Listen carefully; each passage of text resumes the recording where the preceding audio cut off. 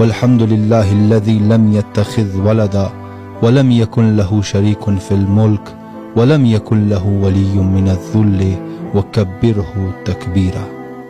کیا آپ کو معلوم ہے کہ مشکلات میں حضرت جبرائیل رسول اکرم صلی اللہ علیہ وآلہ وسلم کو کون سا ذکر پڑھنے کی تاکید فرماتے تھے؟ رسول اکرم فرماتے ہیں کہ جب بھی مجھے کوئی مسئلہ غمگین اور پریشان کرتا، حضرت جبرائیل مجھے یہ ذکر پڑھنے کی تاکید فرماتے ہیں۔ اور مختلف روایات کی روشنی میں اللہ اس ذکر کی برکت سے رزق میں وسعت عطا فرماتا ہے،